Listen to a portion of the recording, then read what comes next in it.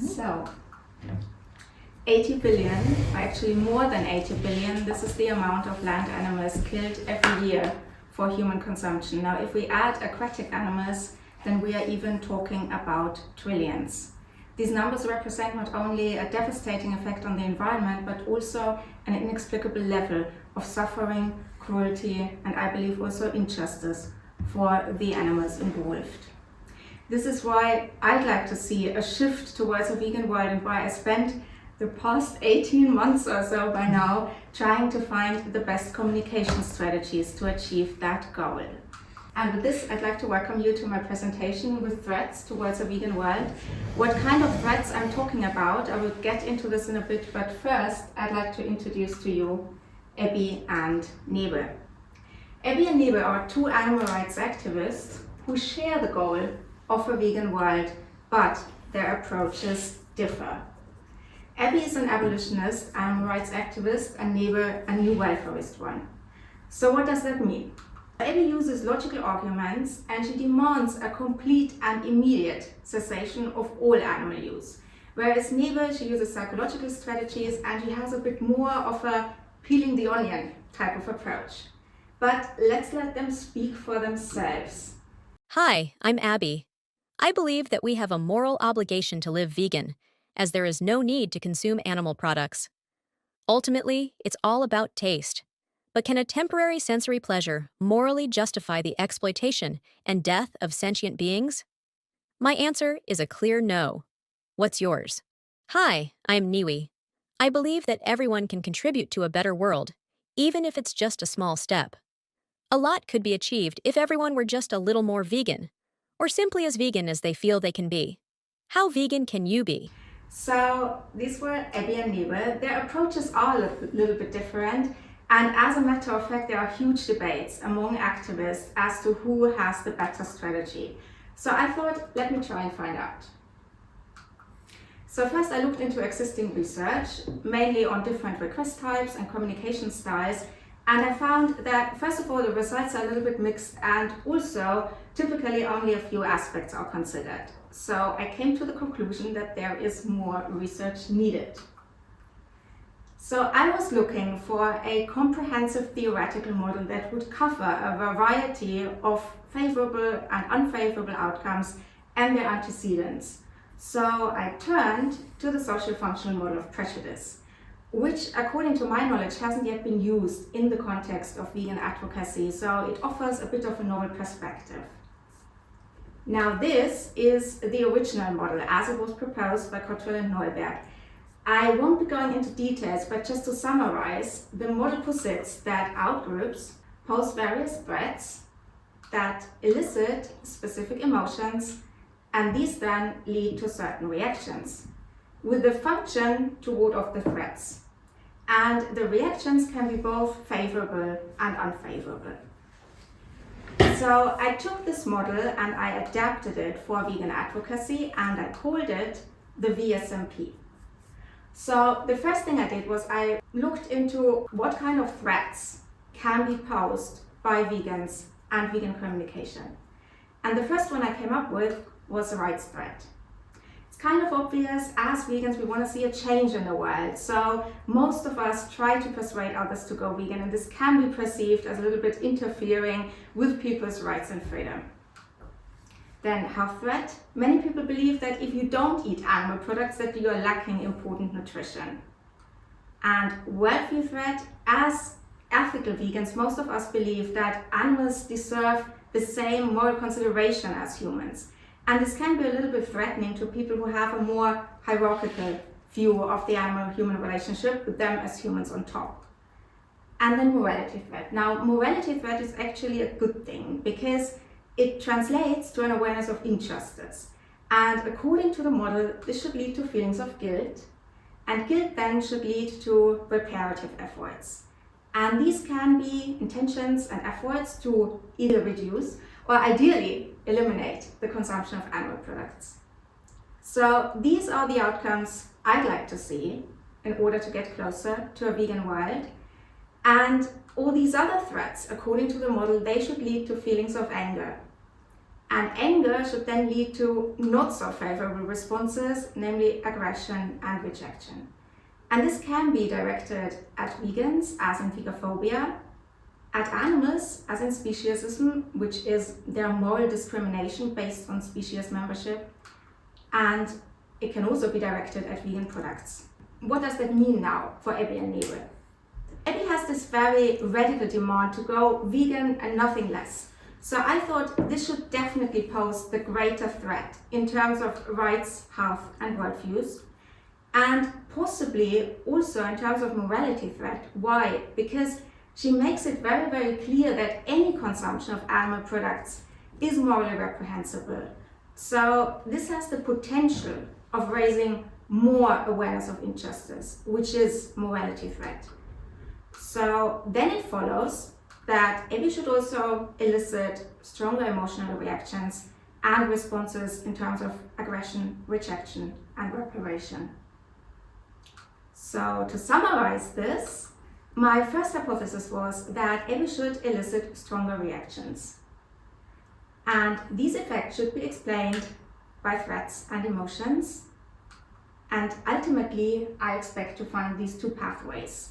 One that I call aggression and rejection pathway, and the other one that I call reparation pathway.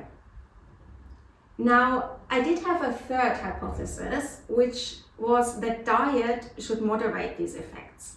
Now, due to time constraints, I won't be going into this one during the presentation, but I'm happy to elaborate on this during the Q&A in case you're interested. Now, the method. I had 216 participants, a slight dropout at the last measurement point, however, this only affected very few of my analysis. Then the sample composition. I had quite diverse educational backgrounds, with most of my participants having a bachelor's degree. The age ranged from 18 to 73, with a median of 33. Gender was quite evenly distributed between males and females. And the nationality, most of my participants were from the UK. The diet, exactly 50%, that is 108 participants, stated that they had some restrictions on animal product consumption, and another 108 stated that they had none. So the study design and my variables. The study was conducted online using a combination of surveys, videos, and chatbots, and a pre-post design. So at the time of the pretest, I asked about demographics and participants' diet. Then I measured threats. Here I asked participants how threatened they felt by vegans in terms of their rights and health, and how incompatible they felt vegan worldviews are with their own. And then morality threat is a little bit less straightforward. I mentioned before that it translates to an awareness of injustice. And it also has an element of shame to it, as you can see in this item. I feel that the exploitation of farm animals for human consumption is a source of great shame for humans. Then I measured emotions, specifically anger towards vegans and guilt towards animals. Then vegophobia, here I used a feeling thermometer. Speciesism, I used the scale from Caviola and colleagues with 6 items. For example, morally, animals always count for less than humans.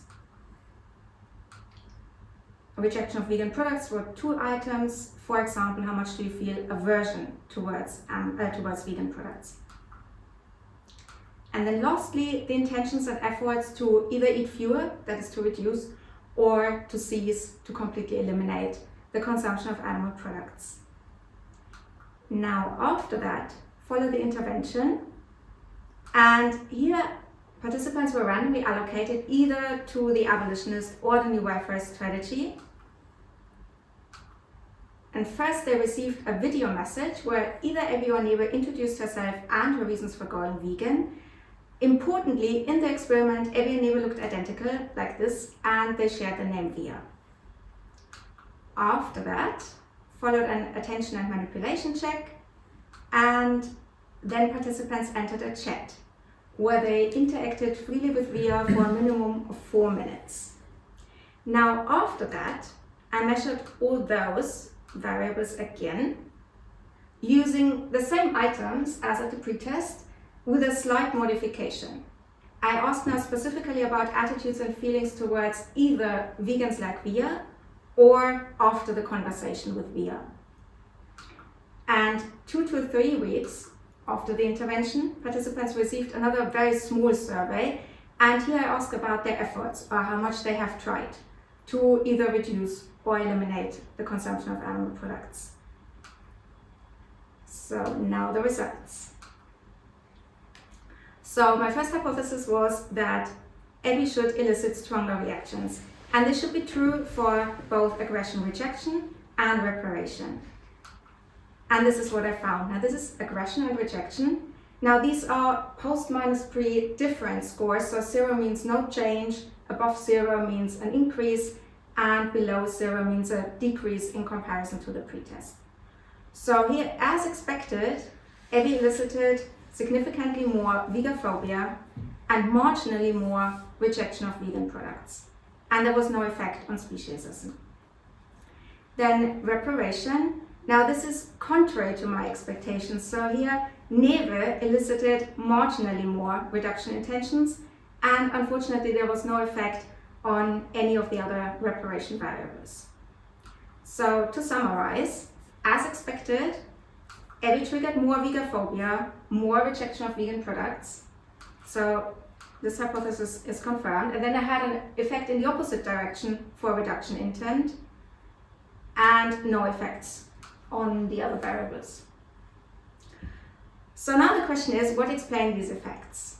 And my hypothesis was that the effect of strategy on aggression rejection should be serially explained by right, south, and worldview threat and anger, and the effect on reduction intent should be serially explained by morality threat and guilt. So what did I find? Now this is vegophobia, and this is again my expectations. Now these are my findings. So I did find the serial mediation via right, threat, and anger, and I also found an indirect effect via worldview threat that was, however, missing the expected link with anger. And I found an additional indirect effect via anger that was unaccounted for by any of the threat categories. Now rejection, these are again my expectations and my findings. So again, I found the serial mediation via right, threat, and anger, and the additional indirect effect via anger. Now reduction intent, this is my expectation, which I did not find. Instead, I found again an indirect effect via right threat. So to summarize that, this was my expectation, and I did find the serial mediation via right threat and anger. I also found an indirect effect via worldview threat that was, however, missing the expected anger link. And I did not find the mediation via world threat, and instead I found another indirect effect via anger. Now this was my expectation for reduction intent, which I did not find. Instead I found this, again, an indirect effect via right threat, which meant that EBI elicited more right threat, which then had an unfavorable effect on reduction intent. So it seems that right threat plays a central role in this. It explains all three of my main effects. So far, we can conclude that Neve seems to be the better option because mainly she elicits less right threat, also less worldview threat and less anger, which then leads to less aggression and rejection, and also seems to have a slightly favorable effect on reparation, specifically reduction intentions. Now my next question was, is EBI actually ever the better choice? And I conducted several exploratory analyses to answer that question. And what I found was that worldview threat actually moderated the effect of strategy on many variables of the reparation pathway. So the first one is morality threat, which, as I said, is an awareness of injustice. And as you can see here, when worldview threat is high, then EBI actually had a counterproductive effect, as indicated by means and confidence intervals below 0. However, when worldview threat was low, then EBI actually had a superior effect to Neve. And I found a very similar pattern of means for elimination intent. And then for elimination and reduction effort, I also found that when worldview threat was high, then EBI had a counterproductive effect. But when worldview threat was low, then EBI performed as well as NEBE. So we can answer that question, yes, there seem to be instances when EBI is the better choice, and this is the case when worldview threat is low. Then she performs as well or even superior to NEBE. So we can add this here. There is actually an effect of strategy on the reparation pathway, but the direction depends on the level of worldview threat. And when worldview threat is high, then NEBE performs better, mainly in terms of damage control, but when worldview threat is low, then EBI is or performs as well or even better. So to answer the initial question, can we reach a vegan world with threats? I believe we can get at least a little bit closer to that goal by keeping rights and worldview threats as low as possible. And some suggestions of how we can achieve that is maybe, first of all, to use autonomy supportive language, so to emphasize people's free will and choice in our communication. And to keep worldview threat low, maybe we should introduce radical vegan, especially abolitionist worldviews in a stepwise manner. And then when we realize, okay, we are met with resistance here, maybe tune it down a notch and switch to a less radical communication style, such as NEBE's, mainly in order to prevent counterproductive effects. So I had some limitations and I also have some ideas for future directions. First of all, I used the serial mediation model, so the causality is not always 100% clear. Then the chatbots had some problems. I had some technical disruptions, and the bots didn't always follow the prompts 100%. The comparability between AI and human communicators is questionable, but this is something that future work could look into. And also future work could maybe look into explanations for the effect of strategy on anger that was unaccounted for by the threat categories I tested for. And I have an idea what might explain at least part of this effect, and this is anticipated moral reproach, like an anticipated negative judgment from the vegan, and I'm also happy to elaborate on this during the Q&A, but considering the time, I will conclude my presentation at this point. EBI and NEBE will keep advocating for a vegan world, and you're welcome to follow us on Instagram. And also, most importantly, I'd like to express my special gratitude to Professor Jonas for giving me the opportunity to conduct this research. It meant so much to me. Of course, to Johannes for all your support and advice throughout the project, and Dr. Ulhedeke for taking the time to be my discussant here today, Stefan for helping with organizing everything, and everyone else present in the audience for your interest in my work. Thank you so much. And Selena, thank you so much for your encouraging words today in the morning. Thank you.